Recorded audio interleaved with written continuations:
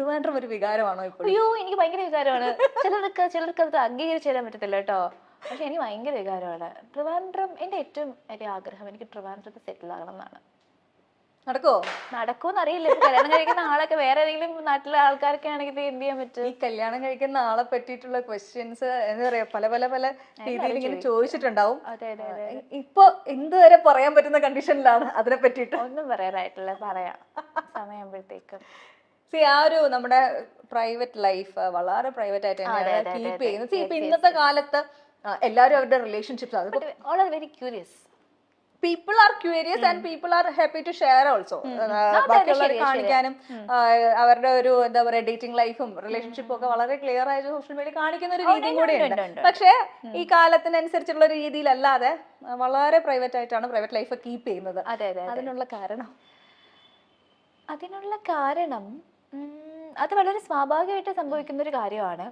എനിക്ക് അങ്ങനെ എങ്ങനെ അത് പറയാ, ചില കാര്യങ്ങൾ നമ്മൾ നമ്മുടെ മനസ്സിന് സന്തോഷം തരുന്ന ചില കാര്യങ്ങൾ നമ്മളിങ്ങനെ ഒരു മുത്ത് സൂക്ഷിക്കുന്നത് ഇങ്ങനെ സൂക്ഷിക്കത്തില്ലേ, അപ്പൊ അങ്ങനെ ഒരു സംഗതിയാണെന്ന് വേണമെങ്കിൽ മാത്രമായി സൂക്ഷിക്കുക എന്നുള്ളത്. അതെ അതെ അതെ അതെ അതെ അതെ. ഒരു പരിധിക്കപ്പുറം ഇല്ല വേണ്ടെന്നാണ് എൻ്റെ ഒരു ആഗ്രഹം. അങ്ങനെ ആയിരിക്കണം എന്നാണ് എൻ്റെ ഒരു ആഗ്രഹം. അറിയില്ല, കല്യാണത്തിനെ പറ്റിയുള്ള വാർത്തകളൊക്കെ കുറെ വന്നിരുന്നു. എൻഗേജ്മെന്റ് കഴിഞ്ഞു അങ്ങനെയുള്ള. അപ്പം അതിലൊക്കെ എന്തെങ്കിലും സത്യസന്ധമായിട്ടുള്ള കാര്യമാണോ ആ വന്നിരിക്കുന്ന ന്യൂസുകളൊക്കെ? ഞാൻ അതിനെ കുറിച്ചൊക്കെ പിന്നീട് പറയാം, ഇപ്പൊ പറയാൻ സമയമായിട്ടില്ല. ഓക്കെ, അപ്പൊ നമ്മൾ moving on to the next thing. അടുത്ത പക്കം. ഓക്കെ, വളരെ സിമ്പിൾ ആണ്, വളരെ ഈസി ആയിട്ട് ചെയ്യാൻ പറ്റും. മ്യൂസിക് സെഗ്മെന്റ് ആണ്. ഇംഗ്ലീഷ് വാക്കുകൾ ഉപയോഗിക്കാത്ത ഒരു പാട്ട് പാടുക. മലയാളം പാട്ട് പാടി? ഞാൻ പറഞ്ഞു വളരെ സിമ്പിൾ ആയി പോയി ഈ ക്വസ്റ്റ്യൻ എഴുതിയപ്പോഴേ. അതെന്തപ്പോ അങ്ങനെ ഒരു ചോദ്യം? ഏത് പാട്ടാണ്? പഴയ പാട്ട്. പക്ഷെ പാടാൻ എനിക്കുണ്ട് കേട്ടാ. കുഴപ്പമില്ല, പറ്റുന്ന രീതിയിൽ പാടട്ടാ.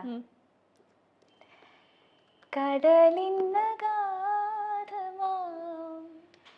നീലിമയിൽ കമനിലിൻ ഹൃദയത്തിനാഴത്തിലാരും അറിയാതെ കാത്തുവച്ചതേതുരാഗം അരുമയാം അനുരാഗ പത്മരാഗം. പത്മരാഗമാണോ? അതാണ് കൺഫ്യൂഷൻ. അതാണ് നമ്മുടെ ഒരു കൺഫ്യൂഷൻ, മനസ്സിലായില്ലേ? സത്യം. അതെ അതെ അതെ. അപ്പൊ എന്തായാലും ഈ പാട്ടിൽ എന്തായാലും വാക്കുകൾ അവിടെയാണ് കൺഫ്യൂഷൻ വരുന്നത്. പത്മരാഗം, സ്വർഗരാഗം. അതെ അതെ, നമ്മൾ എന്നും കേൾക്കുന്ന പാട്ടാണെങ്കിലും പറഞ്ഞു വരുമ്പോഴത്തേക്കും അതാണോ ഇതാണോ എന്നൊരു സംശയം വരും. ഓക്കെ, അപ്പൊ സക്സസ്ഫുള്ളി കംപ്ലീറ്റഡ് അത് വൺ ഓൾസോ. അപ്പൊ അടുത്ത ചക്കം. സ്വന്തം മുഖത്തോട് സാദൃശ്യമുള്ള ഒരാളെ കണ്ടുമുട്ടിയിട്ടുണ്ട്. കണ്ടുമുട്ടിയിട്ടുണ്ടോ എന്ന് വെച്ചാൽ എനിക്ക് നമുക്ക് കണ്ടാ അങ്ങനെ പെട്ടെന്ന് പിടിയിട്ടത്തില്ല. അങ്ങനെ ഡിറ്റോ സാദൃശ്യമുള്ള ആളെ കണ്ടുമുട്ടിട്ടൊന്നുമില്ല. പിന്നെ ഒത്തിരി പേര് ഓൺലൈനിലും ഒക്കെ, പിന്നെ ഇപ്പൊ കൊളീഗ്സ് കൂടെ വർക്ക് ചെയ്യുന്ന കൊളീഗ്സ് ഒക്കെ ഇങ്ങനെ എന്നെ ആളെ പോലെ ഇരിക്കുന്നെന്ന് പറയാം. അങ്ങനെ കുറെ പേരുടെ പേര് പറഞ്ഞിട്ടുണ്ട്. അങ്ങനെ എനിക്കും തോന്നിയിട്ടുള്ള ഒരാളാണ്. നേരിട്ട് കാണുന്നേക്കാൾ കൂടുതൽ നമ്മള് സ്ക്രീനിൽ കാണുമ്പോൾ ഭയങ്കരമായിട്ട് സിമിലാരിറ്റി തോന്നിയിട്ടുള്ള ആക്ട്രസ് ഒക്കെ ഉണ്ട്. അതെ അതെ അതെ. ഏറ്റവും കൂടുതൽ കേൾക്കുന്ന ആരുമായിട്ടുള്ള ഏറ്റവും കൂടുതൽ ഇപ്പൊ കേൾക്കുന്നത് നമ്മുടെ പാൻ ഇന്ത്യൻ സ്റ്റാർ ക്യൂട്ട്നെസിന്റെ. അതെ അതെ അതെ അതെ അതെ. രശ്മിക ശരിക്കും കേട്ടോ, എനിക്ക് എവിടെയൊക്കെയോ തോന്നാറുണ്ട് ചില ഫോട്ടോസ് ചില ആംഗിളില് അങ്ങനെ പറഞ്ഞു കേൾക്കുന്നത് ശരിയാ എന്തോ ഇതാണ്. പക്ഷെ അത് മാത്രമല്ല കേട്ടോ, ഷംന കാസിമിനെ പോലെ ഇരിക്കുന്നു എന്ന് ചിലർ പറയും. ചിലർ പലതും തോന്നുവേ. ഷംന കാസിം ഒരു ദിവസം എന്നെ കണ്ടപ്പോൾ പറഞ്ഞു സുമലതേനെ പോലെ ഇരിക്കുന്നു. പണ്ട് വേണ റിലീസ് ചെയ്ത സമയത്ത് എന്റെ കമന്റ്സിൽ ശിവതയെ പോലെ ഇരിക്കുന്നു ഒരു കമന്റ്. പല കമന്റ്സ് ആണ്. പിന്നെ ആംബർ ഹേർഡിന്റെ ചെറിയ ഇതുണ്ടെന്ന് പറയും. അത് ഏതൊക്കെയോ ആംഗിളിൽ നിന്നുള്ള ഓരോ കമന്റ്സും. ഏറ്റവും സന്തോഷം തോന്നിയത് ആരുമായിട്ടുള്ള സിമിലാരിറ്റി കേട്ടപ്പോഴാ? അങ്ങനെ വെച്ചാല് എല്ലാരും എല്ലാരും കുഴപ്പമില്ല. ഞാൻ ചിന്തിക്കുന്നത് എന്താണെന്നറിയാവോ, ഇവരൊക്കെ റിജക്ട് ചെയ്യുന്ന മൂവീസ് ഉണ്ടായിരിക്കുമല്ലേ, ഡേറ്റ് ഇല്ലാണ്ട് മൂവീസൊക്കെ, അതൊക്കെ ഇന്ന കുട്ടി അയാൾ ആ പോലെ ഇരിക്കും പക്ഷെ നന്നായിരിക്കും എന്നൊക്കെ ചിന്തിച്ച് അങ്ങനെ പ്രോജക്ട്സ് ഒക്കെ വന്നോട്ടെ വരണം എന്നാണ് എൻ്റെ ഒരു ആഗ്രഹം. പക്ഷെ അങ്ങനെ സംഭവിച്ചിട്ടില്ല. ഞാൻ ഇന്ന് ഒരാളുടെ കൂടെ അതിമോഹമായി പ്രവീണ ചേച്ചിയുടെ ഒരു ചെറിയ ഛായ ഉണ്ട്. ആണോ? എവിടെയോ ഫുൾ ആയിട്ടുള്ള ഇല്ല, face ഇല്ല, അല്ല, ആ. എവിടെയോ എങ്കയോ ആണല്ലേ? ചെറുപ്പത്തിലുള്ള പ്രവീണ ചേച്ചിയുടെ ഒരു ഛായയും തോന്നുന്നുണ്ട്. അപ്പൊ എന്തായാലും ഇവര് റിജക്ട് ചെയ്യുന്നത് എന്നുള്ളതല്ല, ഡേറ്റ് ഫ്രീ ആണ്, സിനിമകൾ ചെയ്യാൻ റിജക്ട് ചെയ്യുന്നല്ല, ഡേറ്റ് ക്ലാഷ് ഒക്കെ വന്നു കഴിഞ്ഞാല്. ഓക്കെ. അപ്പൊ ചക്കത്തിൽ അടുത്തത്, മറ്റുള്ളവരുടെ ഉപദേശം കേട്ട് തലവേദന ഉണ്ടായിട്ടുണ്ട്. ഓ പിന്നെ വരുന്നവരും പോകുന്നവരൊക്കെ ഉപദേശിച്ചിട്ട് പോകാറുണ്ടോ? അയ്യോ ഇല്ല, അങ്ങനെ ഇല്ല, അങ്ങനെ ഇരുന്ന് കൊടുക്കാറില്ല. എനിക്ക് അങ്ങനെയൊക്കെ ഉള്ളത് കുറച്ച് നല്ല ക്വാളിറ്റീസ് ഉണ്ട്.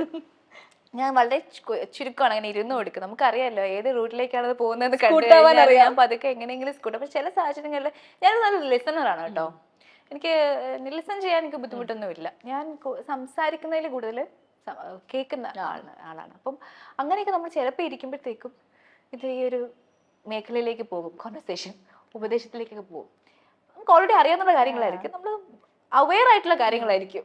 വീണ്ടും ഇങ്ങനെ കേൾക്കുമ്പോഴത്തേക്കും പിന്നെ അതങ്ങ് ഇരുന്ന് കേൾക്കും, വേറെ വഴിയില്ല. പിന്നെ എനിക്ക് ഈ സ്കൂട്ടാവുക വെച്ചാൽ മുൻ അറിഞ്ഞു വരുമ്പോഴത്തേക്കും ആദ്യമേ സ്കൂട്ടാവുന്ന അറിയാം. പക്ഷെ ഈ ഒരു കോൺവെർസേഷന്റെ ഇടയ്ക്ക് ബ്രേക്ക് ചെയ്ത് പോകുന്നത് എനിക്ക് അറിയത്തില്ല, അല്ലെങ്കിൽ എനിക്ക് കോൺവെർസേഷൻ മാറ്റാനൊന്നും അറിയില്ല. അപ്പൊ എനിക്ക് അവര് സംസാരിക്കുന്ന ആളെ മാനിക്കണം എന്ന് വിചാരിച്ചിട്ട് നല്ലൊരു പറഞ്ഞ് തീർക്കട്ടെ എന്ന് വിചാരിച്ചങ്ങ് വെയിറ്റ് ചെയ്തിരിക്കും. അതെ, ഐ ആം ട്രാപ്ഡ്. പ്രത്യേകിച്ച് ഉപദേശം എന്നൊക്കെ പറയുമ്പോ ഒന്നും പറയണ്ട. ഏറ്റവും കൂടുതൽ കേട്ട് വെറുത്ത ഉപദേശം ഏതായിരിക്കും? എല്ലാരും വന്ന് ഉപദേശം ഫോൺ എടുക്കാന്ന് പ്രശ്നമാണോ? ഫോൺ വിഷയമാണ് അത്. അതായത് ഫുൾ ടൈം ഫോൺ കയ്യിൽ വെക്കാത്ത ഒരാളായത് കൊണ്ടാണ്. എനിക്കെന്ന് വെച്ചാല് ഞാൻ ഫോൺ മാറ്റി വെച്ചിട്ട് ഒരു കാര്യമുണ്ട്. അതായത് എനിക്ക് ഒന്നാമത്തെ, ഞാൻ ഒരാളോട് ഞാൻ നല്ല മൂഡിൽ സംസാരിക്കാൻ നല്ലതായിട്ട് ഇരിക്കുന്ന സമയത്ത് ഞാൻ സംസാരിക്കത്തുള്ളൂ. ഇപ്പൊ എൻക്വയറി ആണെങ്കിലും എന്താണെങ്കിലും മൂഡ് മാറ്റേഴ്സ്. പിന്നെ ചില ആൾക്കാർ ഒരാളോട് സംസാരിച്ചപ്പോൾ കുറച്ച് അധികം നേരം ആയി കഴിഞ്ഞാൽ ഞാൻ അങ്ങ് സാച്ചുറേറ്റഡ് ആയി പോകും. അപ്പൊ എനിക്കിനി വേറൊരാളോട് സംസാരിക്കാനുള്ള എനർജി കാണില്ല. അപ്പൊ ഞാൻ ഫോൺ അവിടെ വെച്ചിട്ട് ഞാൻ എൻ്റെ വഴിക്ക് പോകും. ആ സമയത്തായിരിക്കും കുറെ കോൾസും കാര്യങ്ങളും വരുന്നത്. ചിലപ്പോൾ എനിക്ക് മാനേജ് ചെയ്യാൻ പറ്റാത്തപ്പോഴാണ് തിരികെ. പക്ഷെ അതൊക്കെ ഒരുപാട് പേർക്ക് അത് ഹേർട്ടായിട്ടുണ്ട്, വിഷമമായിട്ടുണ്ട്, നമ്മളത് പിണങ്ങിയിരിക്കുന്നവരുണ്ട്. അതെ, ചിലരൊക്കെ നന്നായിട്ട് അണ്ടർസ്റ്റാൻഡ് ചെയ്യുന്ന ആൾക്കാരും ഉണ്ട്. അപ്പോൾ ഉപദേശം, ഫോൺ സമയത്ത് ഫോൺ എടുക്കുക, ഫോളോ അപ്പ് ചെയ്യുക എന്നുള്ളതാണ് ഉപദേശം ഏറ്റവും കൂടുതൽ കേട്ടിട്ടുള്ളത്. പിന്നെ ഇത് തന്നെയാണ്. കരിയർ വൈസ് ഉപദേശമൊക്കെ ആരെങ്കിലൊക്കെ തരാറുണ്ടോ ഇടയ്ക്കിടയ്ക്ക്? അങ്ങനെ ചെയ്യണം, ഇങ്ങനെ ചെയ്യാൻ പാടില്ല എന്നൊക്കെ. അതൊക്കെ തരും. അത് തരാറുണ്ട് ഇൻ ദ സെൻസ് ഉണ്ട്. ഇങ്ങനെ വേണം അങ്ങനെ വേണം എന്ന് പറയുന്നു. പക്ഷെ നമുക്കറിയാലോ നമുക്ക് എന്ത് വേണം എന്നുള്ളതിനെ കുറിച്ച് നമുക്കൊരു ഐഡിയ ഉണ്ടല്ലോ. അപ്പൊ ഞാൻ അതനുസരിച്ചാണ് പോകുന്നത്. ഇപ്പം സോഷ്യൽ മീഡിയയിൽ നമ്മളെ തന്നെ വിഷ്വൽസ് വരുന്ന സമയത്ത് അതിനകത്ത് പോസിറ്റീവ് ആയിട്ടുള്ളതും നെഗറ്റീവ് ആയിട്ടുള്ള കമന്റ്സും ഒരുപോലെ വരാം. അല്ലെങ്കിൽ ചിലപ്പോൾ നെഗറ്റീവിനായിരിക്കും കൂടുതൽ. ഒരാള് എന്തെങ്കിലും മോശമായിട്ട് പറഞ്ഞു തുടങ്ങി കഴിഞ്ഞാൽ പിന്നെ അത് കാട്ടുതീ പോലെ പടർന്ന് എല്ലാവരും അത് പറയാനുള്ള ഏറ്റെടുത്ത് പറയുന്ന ഒരു ട്രെൻഡ് ഉണ്ട്. അപ്പോൾ കഴിഞ്ഞ ദിവസം ഒരു ഇന്റർവ്യൂ, ഞാൻ ഡയാനയാണ് എൻ്റെ ഗസ്റ്റ് എന്നറിഞ്ഞപ്പോൾ ഞാൻ കുറച്ച് റെഫറൻസ് എടുക്കുമായിരുന്നു. അപ്പോൾ അതിനകത്ത് ഒരു ഇന്റർവ്യൂവിൽ മതത്തിനെ കുറിച്ച് പറയുന്നുണ്ടായിരുന്നു. സോ അപ്പോൾ ആ പറഞ്ഞ വേർഡ് ഡിഫൈൻ ചെയ്യാൻ വേണ്ടി എടുത്തൊരു വേർഡിനെ ബേസ് ചെയ്ത് ആൾക്കാർ ഭയങ്കരമായിട്ട് നെഗറ്റീവ് പറയുന്നുണ്ടായിരുന്നു. സോ വളരെ സീരിയസ് ആയിട്ടുള്ള ഒരു വിഷയമാണ് മതം എന്ന് പറയുന്നത്. നമ്മൾ മതം നിഷ്കർഷിക്കുന്നതായിട്ടുള്ള കുറേ രീതികൾ നമ്മൾ ഫോളോ ചെയ്ത് പോകുന്ന ആൾക്കാരാണെങ്കിൽ പോലും നമ്മുടെ പ്രൊഫഷന് വേണ്ടി നമുക്ക് എപ്പോഴും കൃത്യമായ രീതികൾ ഫോളോ ചെയ്യാൻ പറ്റാതിരിക്കും. അപ്പോൾ അങ്ങനത്തെ ഉള്ള സിറ്റുവേഷനിൽ വരുന്ന നെഗറ്റീവ്സിനെ എങ്ങനെയാണ് ഡീൽ ചെയ്യുന്നത്? ഞാൻ ആക്ച്വലി ഞാൻ ആ ഇന്റർവ്യൂവിന് താഴെ വന്നിരിക്കുന്ന കമന്റ്സ് ഞാൻ വായിച്ചിട്ടില്ല സത്യം പറഞ്ഞാൽ. ഞാൻ ആദ്യത്തെ 1-2 കമന്റ് വായിച്ചിട്ട് ഞാൻ അതിന് ശേഷം വായിക്കാൻ നിന്നിട്ടില്ല. അപ്പൊ എനിക്കറിയാം അത് വായിച്ചു കഴിഞ്ഞാൽ എനിക്ക് വിഷമമാകും എന്നുള്ള കാര്യം എനിക്കറിയാം. പിന്നെ നമ്മൾ ഈ ഒരു ശരിക്കും നമ്മൾ ഈ മതം എന്നുള്ളൊരു വാക്ക് തന്നെ നമ്മൾ പറഞ്ഞല്ലോ, നമുക്കതിന് കിട്ടുന്ന റെസ്പോൺസ് ഭയങ്കര നമ്പർ ഓഫ് റെസ്പോൺസ് ഭയങ്കര ഹൈ ആയിരിക്കും. അത് ആൾക്കാരെ ഭയങ്കരമായിട്ട് പ്രൊവോക്ക് ചെയ്യുന്ന ഒന്നാണ്. നമ്മൾ നല്ലത് പറഞ്ഞാലും എന്തെങ്കിലും ആ വാക്ക് പറഞ്ഞാൽ മതി അതിങ്ങനെ വരും. അപ്പം ഞാനത് വളരെ കാഷ്വലായിട്ട് ഞാൻ സംസാരിച്ചു പോയൊരു വിഷയമാണ്. It's very important for me actually. എനിക്ക് വളരെ വിലപ്പെട്ടതാണ് എൻ്റെ വിശ്വാസങ്ങൾ. അപ്പോൾ അതിനെക്കുറിച്ച് ഞാൻ കാഷ്വൽ സംസാരിച്ച് പോയപ്പോഴത്തേക്കും അത് പല ആൾക്കാരെ വ്യാഖ്യാനിച്ചിരിക്കുന്നതും പല രീതിയിലാണ്. അത് പലരും ഉൾക്കൊണ്ടിരിക്കുന്നത് വളരെ ഡിഫറെൻ്റ് ആയിട്ട്. ഞാൻ ഉദ്ദേശിച്ച കാര്യങ്ങളോ അങ്ങനെയൊന്നും അല്ല, അവരുടേതായ രീതിയിലാണ് റെസ്പോണ്ട് ചെയ്തിരിക്കുന്നത്. നമുക്കൊന്നും ചെയ്യാൻ പറ്റില്ല. ഞാൻ ഹെൽപ്ലെസ് ആണ്. നമുക്ക് ആരുടെയും വായും മൂടിക്കെട്ടാനൊന്നും പറ്റത്തില്ല. പിന്നെ അവരവരുടെ കാഴ്ചപ്പാടുകൾ കമന്റ് ചെയ്യുന്നു, രീതികൾ കമന്റ് ചെയ്യുന്നു. Let it be there. നടി ഡയാന ഹമീദ് അമീൻ തടത്തിൽ വിവാഹ വാർത്തയാണ് സോഷ്യൽ മീഡിയ നിറയെ. ഇവർ തമ്മിൽ ഇത്രകാലം പ്രണയത്തിലായിരുന്നോ എന്നാണ് ആരാധകരുടെ ചോദ്യം. അതീവ രഹസ്യമായിട്ടാണ് വിവാഹം എങ്കിലും മീഡിയ രംഗത്തെ പ്രമുഖർ എല്ലാം തന്നെ വിവാഹത്തിൽ പങ്കെടുക്കാൻ എത്തിയിരുന്നു. അവതാരകനായും നടനായും അമീൻ സോഷ്യൽ മീഡിയയ്ക്ക് സുപരിചിതനാണ്. നടിയും അവതാരകയുമാണ് ഡയാന. മുൻപേ തന്നെ സോഷ്യൽ മീഡിയയിൽ ചെറിയൊരു സൂചന ഡയാന നൽകിയിരുന്നു. വിവിധ പരമ്പരകളും സ്റ്റാർ മാജിക്കും സിനിമകളും ഒക്കെയായി ഡയാന ഹമീദ് വർഷങ്ങളായി സോഷ്യൽ മീഡിയയിലുണ്ട്. സ്റ്റാർ മാജിക്കിലൂടെയാണ് താരം കൂടുതൽ ശ്രദ്ധിക്കപ്പെട്ടത്. ഈ ഷോയിൽ വന്നതോടെയാണ് ആളുകൾ തന്നെ തിരിച്ചറിഞ്ഞു തുടങ്ങിയത്. എവിടെ പോയാലും ഷോയുടെ കാര്യങ്ങൾ ചോദിക്കും എന്നാണ് ഒരിക്കൽ ഡയാന പറഞ്ഞിരുന്നത്. പാട്ടും സ്കിറ്റും ഗെയിമും ഒക്കെയായി ഡയാന സ്റ്റാർ മാജിക്കിൽ സജീവ വ്യക്തിത്വമായിരുന്നു. അമീൻ ടെലിവിഷൻ ഷോയിലും പരമ്പരകളിലും സജീവമാണ്. തന്റെ വിവാഹത്തെക്കുറിച്ച് ഡയാന ഒരിക്കൽ സ്റ്റാർ മാജിക്കിൽ സംസാരിച്ചിരുന്നു. എയിൽ തുടങ്ങുന്ന പേരാണ്. അടുത്ത വർഷമായിരിക്കും വിവാഹം എന്നാണ് 2023 ഡയാന പറഞ്ഞത്. കഴിഞ്ഞ വർഷം വിവാഹം പ്രതീക്ഷിച്ചുവെങ്കിലും നീണ്ടുപോവുകയായിരുന്നു. അടുത്ത വർഷം വിവാഹം നടന്നേക്കും. കല്യാണം കഴിക്കാൻ പോകുന്ന ആളുടെ പേര് എയിലാണ് തുടങ്ങുന്നതെന്നും ഡയാന അന്ന് വെളിപ്പെടുത്തിയിരുന്നു. ഡയാന എന്നാണ് ശരിക്കുമുള്ള പേര്. എല്ലാവരും ഡയാന എന്നാണ് വിളിക്കാറുള്ളത്. അങ്ങനെയാണ് ആ പേര് ആളുകളിൽ സ്ഥിരമായി മാറിയത്. തന്റെ യഥാർത്ഥ പേര് സജ്ന എന്നാണെന്നും ഡയാന പറയുന്നുണ്ട്. തുടക്കത്തിൽ ആങ്കറിംഗ് ആയിരുന്നു പാഷൻ. പിന്നീട് അത് മോഡലിംഗിലേക്കും അഭിനയത്തിലേക്കും എത്തി. അമീനുമായി നേരത്തെ തന്നെ അടുത്ത ബന്ധം ഉണ്ടായിരുന്നു ഡയാനയ്ക്ക്.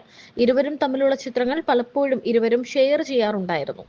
ഡയാനയുടെ യഥാർത്ഥ പേര് സജ്നയാണെന്ന് ഡയാന പറയുന്നുണ്ട്. പഠിക്കുന്നതിനിടയ്ക്ക് പാർട്ട് ടൈം ആയിട്ടൊക്കെയാണ് ഈ അഭിനയവും ആങ്കറിങ്ങും തുടങ്ങിയ കാര്യങ്ങളൊക്കെ ചെയ്തു തുടങ്ങിയത്. പിന്നീട് ഭാവിയും കരിയറും എല്ലാം അതിലേക്ക് എത്തുകയായിരുന്നു. തന്റെ ജീവിതം ആങ്കറിങ്ങിലോട്ട് മൊത്തത്തിൽ തിരിയുകയായിരുന്നുവെന്നും ഡയാന പറയുന്നുണ്ട്.